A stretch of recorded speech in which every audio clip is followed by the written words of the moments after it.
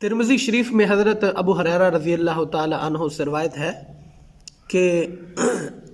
رسول خدا صلی اللہ علیہ وآلہ وسلم نے ارشاد فرمایا کہ جب مال غنیمت کو گھر کی دولت سمجھا جانے لگے، جب مال غنیمت کو گھر کی دولت سمجھا جانے لگے اور امانت غنیمت سمجھ کر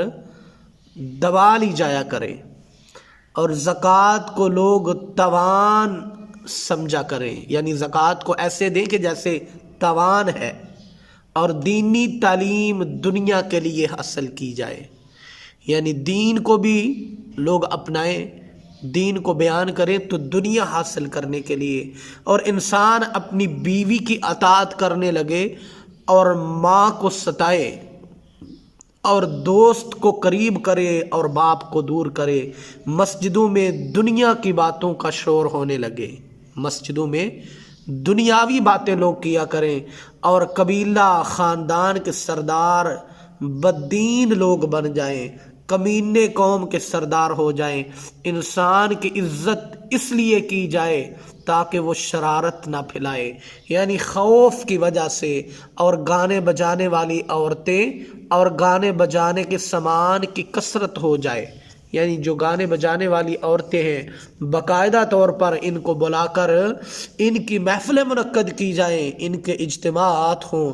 اور کثرت کے ساتھ گانے بجانے والے ساز و سامان جو ہیں یہ عام ہو جائیں، اور شرابیں پی جانے لگیں، اور بعد میں آنے والے لوگ امت کے پچھلے یعنی نیک لوگوں پر لعنت کرنے لگے، تو اس زمانہ میں سرخ آندھی اور زلزلوں کا انتظار کرو۔ میرے نبی نے فرمایا کہ جب یہ نشانیاں پوری ہو جائیں تو پھر انتظار کرو سرخ آندھی اور زلزلوں کا، اور انتظار کرو زمین میں دھنس جانے کا، اور صورتیں مسخ ہو جانے اور آسمان سے پتھر برسنے کا، اور منتظر رہو ان عذابوں کے ساتھ۔ دوسری ان نشانیوں کا بھی انتظار کرو جو پے در پہ اس طرح ظاہر ہوں گی جیسے لڑی کا دھاگا ٹوٹ جائے، یعنی پے در پہ ایک مصیبت کے بعد دوسری مصیبت، ایک دوسری مصیبت کے بعد دوسری مصیبت، جیسے لڑی کا دھاگا ٹوٹ جائے اور پے در پہ دانے گرنے لگے، یعنی جب کسی لڑی کا دھاگا ٹوٹ جائے اور اس کے دانے پے در پہ گرنے لگے، ایک کے بعد دوسرا، ایک کے بعد دوسرا، ایک کے بعد دوسرا، تو اس طرح مصیبتوں کا انتظار کرو کہ کبھی کوئی بیماری آ گئی، کبھی سیلاب آ گیا، کبھی آفت آ گئی، کبھی سرخ آندیاں آ گئی، کبھی اللہ نے زمین کو ہلا دیا، زمین ساری ہل گئی۔ آپ دیکھیں کہ کیسے انسان کا دل دہل جاتا ہے، ایک معمولی سا جھٹکا جو ہے، ایک منٹ کا جھٹکا جو ہے، یہ انسان کی ساری پلاننگ کو ملیا میٹ کر دیتا ہے۔ کیسے انسان بکھلا جاتا ہے، نیندیں اڑ جاتی ہیں، انسان سب کچھ چھوڑ کر بھاگ جاتا ہے۔ تو میرے نبی نے فرمایا کہ جب یہ باتیں ہوں تو پھر انتظار کرو سرخ آندھیوں کا، زمین کے ہلنے کا، اور زمین میں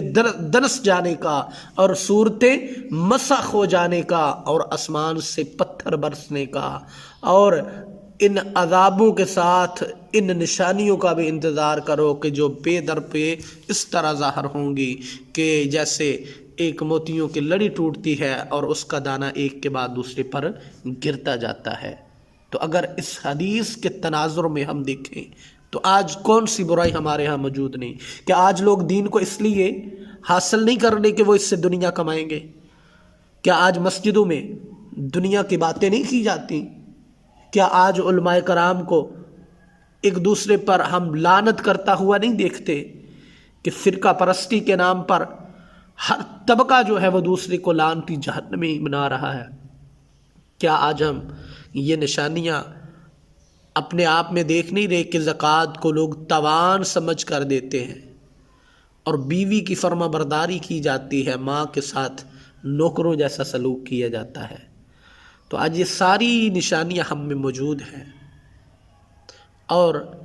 اللہ کی ناراضگی کے آثار بھی کچھ کم نہیں ہے کہ ایک مصیبت ابھی ہٹتی نہیں ہے تو دوسری آ جاتی ہے۔ کبھی مہنگائی ہے تو کبھی کوئی بیماری ہے، کبھی زمین ہل جاتی ہے، کبھی ایسے حکمران مسلط کر دیے جاتے ہیں کہ جو ظالم ہیں،